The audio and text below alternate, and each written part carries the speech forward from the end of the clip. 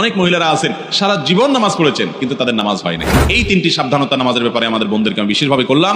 দুনিয়া চিরকাল থাকার জায়গা না বোনেরা আমার। এই সম্পদ, এই টাকা পয়সা, এগুলো কোলে নিয়ে, এগুলোকে আগলে নিয়ে, এগুলোকে বুকে জড়িয়ে নিয়ে আপনি সারা জীবন থাকতে পারবেন না। এই নামাজ যার সঠিক হবে, ঠিকঠাক মতো পড়বে, সময় মতো, ওয়াক্ত মতো আদায় করবে, আল্লাহ রাব্বুল আলামিন তার জান্নাতে যাওয়ার পথকে সুগম করে দিবেন। হাদিসে আসছে, নবী করিম সাল্লাল্লাহু আলাইহি ওয়াসাল্লাম বলেছেন, আউয়ালু মা ইউহাসাবু বিহিল আবদু ইয়াওমাল কিয়ামাতি আস-সালাহ। কিয়ামতের দিন সর্বপ্রথম বান্দার যে আমলটার হিসাব নেওয়া হবে সেটা হলো নামাজ। যার নামাজের হিসাব ঠিকঠাক হবে তার অন্য সব বিষয়গুলোকে আল্লাহ তাআলা সহজ করে দিবেন। আর যার নামাজের হিসাবের মধ্যে ভেজাল ধরা পড়বে তার অন্য সবগুলোতে ভেজাল ধরা পড়বে এবং সে সামনে আর আগাতে পারবে না।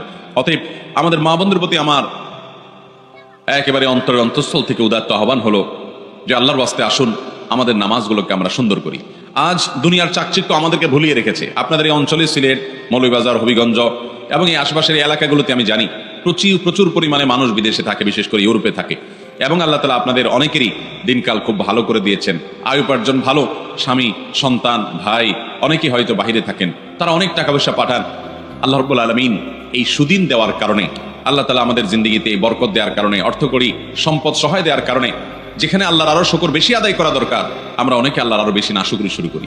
এবং আমরা দেখা যায় যে অনেক বোনরা আছেন রাত বিরাত পর্যন্ত, এটা শুধু এই অঞ্চলে নয় সারা দেশে এই রোগ, যে রাত গভীর রাত পর্যন্ত মোবাইলে টিপাটিপি, টেলিভিশন দেখা দেখি, এগুলা করতে করতে আমাদের রাতের বড় অংশ কেটে যায়। ফজরের নামাজ পড়া হয় না, সন্তানদের পড়তে দেই না, নিজেরা পড়তে পারি না। অনেকে 7টা 8টা বাজে 9টা বাজে ঘুম থেকে উঠেন। আমার বোনেরা আমার, আল্লাহ রাব্বুল আলামিনের কাছে এই নামাজগুলোর জন্য হিসাবদিহি করতে হবে। দুনিয়া চিরকাল থাকার জায়গা না বোনেরা আমার। এই সম্পদ, এই টাকা পয়সা, এগুলা কোলে নিয়ে, এগুলোকে আগলে নিয়ে, এগুলোকে বুকে জড়িয়ে নিয়ে আপনি সারা জীবন থাকতে পারবেন না। বিশ্বাস করুন, আল্লাহ রাব্বুল আলামিনের কাছে আমাদের সবাইকে যেতে হবে। ইন্না লিল্লাহ, নিশ্চয় আমরা সবাই আল্লাহর সৃষ্টি, ওয়া ইন্না ইলাইহি রাজিউন, আর আমাদের সবাইকে আল্লাহর কাছেই ফিরে যেতে হবে। যেহেতু আল্লাহর কাছেই ফিরে যেতে হবে, অতএব আসুন আমরা 5 ওয়াক্ত নামাজের ব্যাপারে ইহতিমাম করি, এর ব্যাপারে গুরুত্ব আরোপ করি।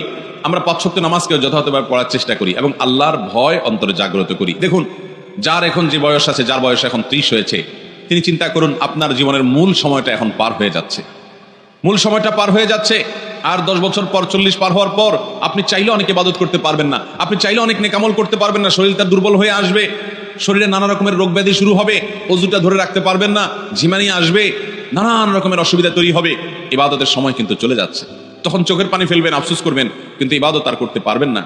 এরপর একটা সময় আপনি দেখতে দেখতে দুনিয়া ছেড়ে, সব কিছু ছেড়ে আপনাকে চলে যেতে হবে। এই সম্পদ মানুষ ভাগযোগ করে নিবে, ওয়ারিসরা, ছেলে মেয়েরা, নাতিপুতিরা ভাগযোগ করে লুটপাট করে নিয়ে নিবে, কিন্তু আপনাকে আপনার আমল নামা নিয়েই দুনিয়া থেকে যেতে হবে। অতএব আসুন আমরা 5 ওয়াক্ত নামাজকে সুন্দর করি।